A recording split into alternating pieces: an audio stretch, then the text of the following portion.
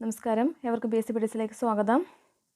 ഇന്ന് നമ്മൾ field worker തസ്തികയിൽ ആവശ്യമായിട്ടുള്ള സ്പെഷ്യൽ ടോപ്പിക്സിൻ്റെ 5ാം ഭാഗത്തിൽ നോക്കുന്നത് എലിച്ചെള്ളുകളെ കുറിച്ചാണ്. ഇന്നത്തെ ക്ലാസ്സിൽ നമുക്ക് എലിച്ചെള്ളുകൾ, അവ പരത്തുന്ന രോഗങ്ങൾ, അവയെ നിയന്ത്രണം ചെയ്യാനുള്ള മാർഗങ്ങൾ തുടങ്ങിയവയാണ് നമ്മൾ നോക്കാൻ പോകുന്നത്. എലിച്ചെള്ള ഉൾപ്പെടുന്ന കിങ്ഡം അനിമേലിയ, ഉൾപ്പെടുന്ന phylum Arthropoda, class Insecta, order Siphonaptera. Order മുതലുള്ളവയാണ് നമ്മുടെ ഈച്ചകളോ അല്ലെങ്കിൽ കൊതുകുകളോ ആയിട്ട് വ്യത്യാസപ്പെട്ടിരുന്നത്. ബാക്കിയെല്ലാം കിങ്ഡം, ഫൈലം, ക്ലാസ് ഇതെല്ലാം സെയിം ആണ്. Kingdom Animalia, phylum Arthropoda, class Insecta. ബാക്കിയുള്ളതൊക്കെയാണ് ഡിഫറൻസ് ഉള്ളത്. Order Siphonaptera, family Pulicidae, genus സെനോപ്സില്ലയാണ് ജീനസ്, സ്പീഷീസ് സെനോപ്സില്ല ചിയോപ്സിസ് ആണ് സ്പീഷീസ്. എന്തൊക്കെയായിരുന്നു? Kingdom Animalia, phylum Arthropoda, class Insecta, family Pulicidae. ഇതെല്ലാം സെയിം ആണ്. ഡിഫറൻസ് ഉള്ളത് order Siphonaptera, genus Xenopsylla, species Xenopsylla ചിയോപ്സിസ്. Next, വിവിധതരം സാധാരണ എലിച്ചെള്ളുകൾ ഏതൊക്കെയാണ് നോക്കുന്നത്. സെനോപ്സില്ല ചിയോപ്പിസ്, സെനോപ്സില്ല ആസ്റ്റിയ, സെനോപ്സില്ല ബ്രസലെൻസിസ്. 3 തരത്തിലുള്ള സാധാരണ എലിച്ചെള്ളുകളാണുള്ളത്. സെനോപ്സില്ല ചിയോപ്പിസ്, സെനോപ്സില്ല ആസ്റ്റിയ, സെനോപ്സില്ല ബ്രസലെൻസിസ്. ചിയോപ്പിസ്, ആസ്റ്റിയ, ബ്രസലെൻസിസ്.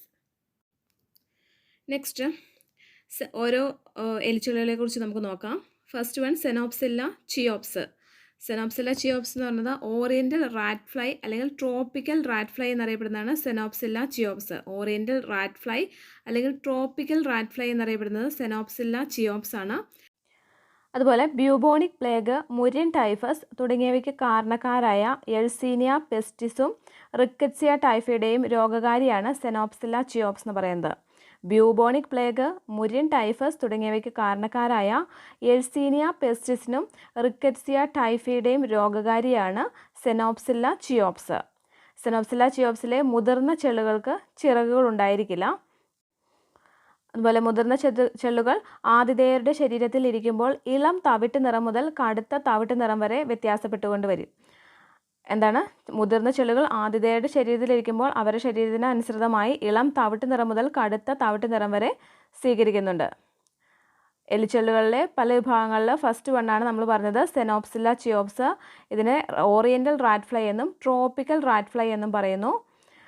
അതുപോലെ ബ്യൂബോണിക് പ്ലേഗ്, മുര്യൻ ടൈഫസ് തുടങ്ങിയവയ്ക്ക് കാരണക്കാരായ യെഴ്സീനിയ പെസ്റ്റിസും റിക്കറ്റ്സിയ ടൈഫയിഡേയും രോഗകാരിയാണ് സെനോപ്സില്ല ചിയോപ്സ്. സെനോപ്സില്ല ചിയോപ്സിൻ്റെ മുതിർന്ന ചെള്ളുകൾക്ക് ചിറകുകൾ ഉണ്ടായിരിക്കില്ല. അതുപോലെ മുതിർന്ന ചെള്ളുകൾ ആതിഥേയരുടെ ശരീരത്തിന് അനുസൃതമായി ഇളം തവിട്ട് നിറം മുതൽ കടുത്ത തവിട്ട് നിറം വരെ സ്വീകരിക്കുകയും ചെയ്യുന്നു. മറ്റു ചെള്ളുകളിൽ നിന്നും വ്യത്യസ്തമായി സെനോപ്സില്ല ചിയോപ്സിന് ജീനൽ പ്രൊനോട്ടൽ ടെൻഡ്രിയം, അതായത് മുന്നിലും പിന്നിലും കാണപ്പെടുന്ന ചീപ്പുകൾ പോലുള്ള രോമങ്ങൾ എന്നിവ കാണുന്നില്ല. മറ്റുള്ളവയിൽ നിന്ന് വ്യത്യസ്തമായി സെനോപ്സില്ല ചിയോപ്സിന് ജീനൽ പ്രൊനോട്ടൽ ടെൻഡ്രിയം എന്ന് പറയുന്ന മുന്നിലും പിന്നിലും കാണപ്പെടുന്ന ചീപ്പുകൾ പോലുള്ള രോമങ്ങൾ കാണപ്പെടുന്നില്ല. അതുപോലെ മറ്റുള്ളവരെ അപേക്ഷിച്ച് ഇവയുടെ മുട്ടകൾ വളരെ വലുതായിരിക്കും. സെനോപ്സില്ല ചിയോപ്സിൻ്റെ മുട്ടകളാണ് വലുതായിരിക്കുന്നത്. രണ്ടാമത്തെ വിഭാഗം എലിച്ചെള്ളാണ് സെനോപ്സില്ല ആസ്റ്റിയ. ഇത് കാരണമുണ്ടാകുന്ന പ്ലേഗുകൾ സെനോപ്സില്ല ചിയോപ്സ് ഉണ്ടാകുന്ന പ്ലേഗിനേക്കാൾ ഇരട്ടിയാണ്. സെനോപ്സില്ല ആസ്റ്റിയ കാരണമുണ്ടാകുന്ന പ്ലേഗുകൾ സെനോപ്സില്ല ചിയോപ്സ് ഉണ്ടാകുന്നതിനേക്കാൾ ഇരട്ടിയാണ്. അതുപോലെ ഇതൊരു മോണോസ്പെസിഫിക് ഇൻഫെക്ഷൻ ആണ്. ഒരു മോണോസ്പെസിഫിക് ഇൻഫെക്ഷൻ ഉണ്ടാക്കുന്നതാണ് സെനോപ്സില്ല ആസ്റ്റിയ. ആതിഥേയരിൽ ആസ്റ്റിയ സുസ്ഥിരമായി നിലകൊള്ളുന്നു. ഇത് മലയോര പ്രദേശങ്ങളിൽ കാണുന്നില്ല. ഒരു സമതല പ്രദേശങ്ങളിൽ കണ്ടുവരുന്ന സ്പീഷീസാണ് സെനോപ്സില്ല ആസ്റ്റിയ. സെനോപ്സില്ല ചിയോപ്സിനേക്കാൾ ഇരട്ടിയാണ് സെനോപ്സില്ല ആസ്റ്റിയ കാരണമുണ്ടാകുന്ന പ്ലേഗുകൾ. അതുപോലെ ഇതൊരു മോണോസ്പെസിഫിക് ഇൻഫെക്ഷൻ ആണ്. ആതിഥേയരിൽ ആസ്റ്റിയ സുസ്ഥിരമായി നിലകൊള്ളുന്നു. ഇത് മലയോര പ്രദേശങ്ങളിലല്ല കാണുന്നത്. ഇത് സമതല പ്രദേശങ്ങളിൽ കണ്ടുവരുന്ന ഒരു സ്പീഷീസാണ്. തെക്കേ അമേരിക്ക, ആഫ്രിക്ക, ഇന്ത്യ എന്നിവിടങ്ങളിൽ കണ്ടുവരുന്ന സ്പീഷീസാണ് സെനോപ്സില്ല ബ്രസലെൻസിസ്. നമ്മൾ പറഞ്ഞ 3ാമത്തെ വിഭാഗമാണ് സെനോപ്സില്ല ബ്രസലെൻസിസ്. ആദ്യത്തേത് സെനോപ്സില്ല ചിയോപ്സ്, രണ്ടാമത്തേത് സെനോപ്സില്ല ആസ്ട്രിയ, ഇത് മൂന്നാമത്തേതാണ് സെനോപ്സില്ല ബ്രസലെൻസിസ്. ഇത് തെക്കേ അമേരിക്ക, ആഫ്രിക്ക, ഇന്ത്യ എന്നിവിടങ്ങളിൽ കാണുന്ന സ്പീഷീസ് ആണ്. ഇവ ബ്യൂബോണിക് പ്ലേഗിനെ പരത്തുന്നു. ബ്യൂബോണിക് പ്ലേഗിനെ പരത്തുന്നതാണ് സെനോപ്സില്ല ബ്രസലെൻസിസ്. നെക്സ്റ്റ് എലിച്ചെള്ളു പരത്തുന്ന രോഗങ്ങൾ. അതിൽ ഫസ്റ്റ് വണ്ണാണ് ബ്യൂബോണിക് പ്ലേഗ്. ഇത് പരത്തുന്ന യെഴ്സീനിയ പെസ്റ്റിസ് ആണ്. യെഴ്സീനിയ പെസ്റ്റിസ് ആണ് എന്ന ബാക്ടീരിയയാണ് ബ്യൂബോണിക് പ്ലേഗിനെ പരത്തുന്നത്. ഈ രോഗം മൂലമുണ്ടാകുന്ന ലിംഫ് നോഡുകളുടെ വീക്കം മൂലമാണ് ഇതിന് ബ്യൂബോണിക് പ്ലേഗ് എന്ന് പേര് വന്നത്. ലിംഫ് നോഡ് എന്ന് പറഞ്ഞാൽ ബ്യൂബോസിൻ്റെ വീക്കം മൂലമാണ് ഇതിന് ബ്യൂബോണിക് പ്ലേഗ് എന്ന പേര് വന്നത്. കക്ഷത്തിലും ഞരമ്പിലും കഴുത്തിലുമുള്ള നോഡുകൾ മുട്ട പോലെ വലുതായി തീരുകയും പഴുപ്പ് പുറന്തള്ളപ്പെടുകയും ചെയ്യുന്നു. ഈ ബ്യൂബോണിക് പ്ലേഗ് പരത്തുന്ന ബാക്ടീരിയയുടെ പേരാണ് യെഴ്സീനിയ പെസ്റ്റിസ്. ഈ രോഗം മൂലമുണ്ടാകുന്ന ലിംഫ് നോഡുകളുടെ വീക്കം മൂലമാണ് ഇതിന് ബ്യൂബോണിക് പ്ലേഗ് എന്ന പേര് വന്നത്. ഇതിൻ്റെ ലക്ഷണം എന്ന് പറയുന്നത് കഴുത്തിലും ഞരമ്പിലും കക്ഷത്തിലുമുള്ള നോഡുകൾ മുട്ട പോലെ വലുതായി തീരുകയും പഴുപ്പ് പുറന്തള്ളപ്പെടുകയും ചെയ്യുന്നു. ബ്യൂബോണിക് പ്ലേഗിൻ്റെ ലക്ഷണങ്ങൾ പെട്ടെന്ന് കടുത്ത പനിയും ജലദോഷവും, അടിവയറ്റിലും കൈകളിലും കാലുകളിലും വേദന, ലിംഫ് നോഡുകൾ വലുതും വീർത്തതുമായ മുഴകൾ, പഴുത്ത് വികസിക്കുകയും പൊട്ടുകയും ചെയ്യുന്നു. വീർത്തതല്ല, വീർത്തത്. കടുത്ത പനിയും ജലദോഷവും, അടിവയറ്റിലും കൈകളിലും കാലുകളിലും വേദന, ലിംഫ് നോഡുകൾ വലുതായും വീർത്തതുമായ മുഴകൾ, പഴുത്ത് വികസിച്ച് പൊട്ടുകയും ചെയ്യുന്നു. ഇത് 1 ദിവസം മുതൽ 7 ദിവസം വരെ ഇൻക്യുബേഷൻ പീരീഡിന് ശേഷം രോഗലക്ഷണങ്ങൾ കാണുന്നു. രോഗലക്ഷണം കാണുന്നത് 1 ദിവസം മുതൽ 7 ദിവസം വരെയുള്ള ഇൻക്യുബേഷൻ പീരീഡിന് ശേഷമാണ്. പ്ലേഗ് അണുബാധയുടെ 2 പ്രധാന ക്ലിനിക്കൽ രൂപങ്ങളാണ് ബ്യൂബോണിക്കും ന്യൂമോണിക്കും. ഈ പ്ലേഗ് അണുബാധയുടെ 2 ക്ലിനിക്കൽ രൂപങ്ങളാണ് ബ്യൂബോണിക്കും ന്യൂമോണിക്കും. അതുപോലെ ന്യൂമോണിക് പ്ലേഗ് അഥവാ ശ്വാസകോശത്തെ ബാധിക്കുന്ന പ്ലേഗാണ് ഏറ്റവും മാരകകരമായ പ്ലേഗ്. നമ്മൾ പറഞ്ഞു ന്യൂമോണിക്കിനും ബ്യൂബോണിക്കിനും ഉണ്ട് എന്ന്. ബ്യൂബോണിക്കിനേക്കാളും മാരകമായ പ്ലേഗാണ് ന്യൂമോണിക് പ്ലേഗ്. എലിച്ചെള്ളുകൾ ഈ രോഗം പരത്തുന്നത് രോഗം ബാധിച്ച ചെള്ളുകൾ കടിക്കുന്നത് മൂലം അല്ലെങ്കിൽ ബാധിച്ച ടിഷ്യൂകളുമായി നേരിട്ടുള്ള സമ്പർക്കം, അതുപോലെ അണുബാധയുള്ള ശ്വാസകോശ തുള്ളികൾ ശ്വസിക്കൽ എന്നിവയിലൂടെ ഇത് മൃഗങ്ങൾക്കും മനുഷ്യർക്കും പകരാം. പ്ലേഗ് പകരുന്നത് രോഗം ബാധിച്ച ചെള്ളുകൾ കടിക്കുന്നത് മൂലം അല്ലെങ്കിൽ ബാധിച്ച ടിഷ്യൂകളുമായുള്ള നേരിട്ടുള്ള സമ്പർക്കം, അണുബാധയുള്ള ശ്വാസകോശ തുള്ളികൾ ശ്വസിക്കൽ തുടങ്ങിയവയിലൂടെ മൃഗങ്ങൾക്കും മനുഷ്യർക്കും പ്ലേഗ് പകരും. നെക്സ്റ്റ് ഡിസീസാണ് എൻഡമിക് ടൈഫസ്.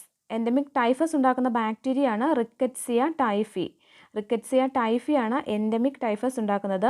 ഇതിൻ്റെ മറ്റൊരു പേരാണ് മുരിൻ ടൈഫസ്. എൻഡമിക് ടൈഫസിൻ്റെ മറ്റൊരു പേരാണ് മുരിൻ ടൈഫസ്.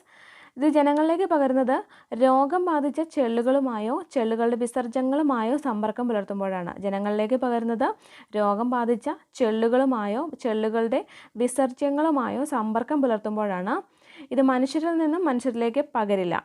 ഒരു വ്യക്തിയെ എലിച്ചെള്ളു കടിക്കുമ്പോൾ കടിയേറ്റ വ്യക്തിയിൽ മുറിവുണ്ടാവുകയും അണുബാധ ഉണ്ടാവുകയാണ് ചെയ്യുന്നത്. എൻഡമിക് ടൈഫസ് ഉണ്ടാക്കുന്ന ബാക്ടീരിയയുടെ പേര് റിക്കറ്റ്സിയ ടൈഫി. ഇതിൻ്റെ മറ്റൊരു പേരാണ്, അതായത് എൻഡമിക് ടൈഫസിൻ്റെ മറ്റൊരു പേരാണ് മുരിൻ ടൈഫസ് എന്ന്. ഇത് ജനങ്ങളിലേക്ക് പകരുന്നത് രോഗം ബാധിച്ച ചെള്ളുകളുമായോ ചെള്ളുകളുടെ വിസർജ്യങ്ങളുമായോ സമ്പർക്കം പുലർത്തുമ്പോഴാണ്. ഇത് മനുഷ്യരിൽ നിന്നും മനുഷ്യരിലേക്ക് പകരുന്ന ഒരു അസുഖമല്ല. ഒരു വ്യക്തിയെ എലിച്ചെള്ളു കടിക്കുമ്പോൾ കടിയേറ്റ വ്യക്തിയിൽ മുറിവുണ്ടാവുകയും അണുബാധ ഉണ്ടാവുകയും ചെയ്യുന്നു. രോഗബാധ ടൈഫസ് പനിയുടേതിന് സമാനമാണെങ്കിലും ഇതിന് തീവ്രത കുറവാണ്. എൻഡമിക് ടൈഫസിന് ടൈഫസ് പനിയുടേതിന് സമാനമായ രോഗബാധയാണെങ്കിലും തീവ്രത വളരെ കുറവാണ്. എൻഡമിക് ടൈഫസ് പനിയുടെ ലക്ഷണങ്ങളാണ് പനി, തലവേദന, ക്ഷീണം, സന്ധിവേദന, പേശിവേദന തുടങ്ങിയവ. കൂടാതെ കുറച്ച് ആളുകളിലെങ്കിലും കുറച്ച് നേരത്തേക്ക് നീണ്ടു നിൽക്കുന്ന ചുവന്ന ചുണങ്ങുകൾ കാണപ്പെടാം. ഓക്കാനം, ഛർദി തുടങ്ങിയവയും ഉണ്ടാകാം. ചിലപ്പോൾ കരൾ, വൃക്ക, ഹൃദയം, ശ്വാസകോശം, തലച്ചോറ് എന്നിങ്ങനെ ഉള്ള ഒന്നിലധികം അവയവങ്ങൾക്ക് ഗുരുതരമായ രോഗങ്ങളും കേടുപാടുകളും ഉണ്ടാകാം. എൻഡമിക് ടൈഫസ് പനിയുടെ സമാനമാണെങ്കിലും രോഗബാധയുടെ തീവ്രത കുറവാണ്. അതുപോലെ ഇതിൻ്റെ ലക്ഷണങ്ങളാണ് പനി, തലവേദന, ക്ഷീണം, സന്ധിവേദന, പേശിവേദന. കുറച്ച് ആൾക്കാർക്കെങ്കിലും കുറച്ച് നേരത്തേക്ക് ചുവന്ന ചുണങ്ങ്, ഓക്കാനം, ഛർദി തുടങ്ങിയവയും ഉണ്ടാവാം. ചിലപ്പോൾ കരൾ, വൃക്ക, ഹൃദയം, ശ്വാസകോശം, തലച്ചോറ് തുടങ്ങിയ ഒന്നിലധികം അവയവങ്ങൾക്ക് ഗുരുതരമായ രോഗങ്ങളോ അല്ലെങ്കിൽ കേടുപാടുകളോ ഉണ്ടാവാനും സാധ്യതയുണ്ട്. എൻഡമിക് ടൈഫസിൻ്റെ ചികിത്സയ്ക്ക് ഉപയോഗിക്കുന്ന ആൻറ്റിബയോട്ടിക്കാണ് ഡോക്സിസൈക്ലിൻ. ഡോക്സിസൈക്ലിനാണ് എൻഡമിക് ടൈഫസിന് ചികിത്സയ്ക്ക് ഉപയോഗിക്കുന്ന ആൻറ്റിബയോട്ടിക്. എൻഡമിക് ടൈഫസിൻ്റെ മറ്റൊരു പേരെന്തായിരുന്നു? മുരിൻ ടൈഫസ്. റിക്കറ്റ്സിയ ടൈഫിയാണ് ഇത് പരത്തുന്ന ബാക്ടീരിയ. ഇതിൻ്റെ ചികിത്സയ്ക്ക് ഉപയോഗിക്കുന്ന ആൻറ്റിബയോട്ടിക്കാണ് ഡോക്സിസൈക്ലിൻ. നെക്സ്റ്റ്, എലിച്ചെള്ള നിയന്ത്രണ നടപടികൾ. അതിൽ ഫസ്റ്റ് ആണ് കീടനാശിനികൾ. Warfarin sodium fluoroacetate, ANTU, alpha naphthalene thiourea, ചുവന്ന സ്കിൽ തുടങ്ങിയ നമ്മൾ കീടനാശിനികളായിട്ട് ഉപയോഗിക്കാം. എന്തൊക്കെയാണ്? Warfarin sodium fluoroacetate, warfarin sodium fluoroacetate, ANTU അഥവാ ആൽഫ നാഫ്തലിൻ തിയൂറിയ, ചുവന്ന സ്കിൽ. അതുപോലെ ഹ്യൂമിഗൻസ്, പുക പോലുള്ള sulphur dioxide, carbon monoxide, hydrogen cyanide, ഒപ്പം methyl bromide, bromethalin, cholecalciferol, zinc phosphide, phosphorus paste, barium carbonate, ഉപ്പ്, zinc phosphide, white arsenic, thallium sulphate, strychnine sulphate, calcium cyanide തുടങ്ങിയ പൊടികൾ ഭക്ഷണത്തിൽ ചേർത്ത് എലികളുടെ സഞ്ചാരപാതയിൽ വെച്ചും നമുക്ക് എലികളെ നിയന്ത്രിക്കാം. എന്തൊക്കെയാണ്? Warfarin sodium fluoroacetate, ANTU അഥവാ ആൽഫ നാഫ്തലിൻ തിയൂറിയ, ചുവന്ന സ്ക്വിൽ, ഹ്യൂമിഗൻസ് പോലുള്ള sulphur dioxide, carbon monoxide, hydrogen cyanide, methyl bromide തുടങ്ങിയവ ഉപയോഗിക്കാം. കൂടാതെ bromethalin, cholecalciferol, zinc phosphide തുടങ്ങിയവ ഉപയോഗിക്കാം.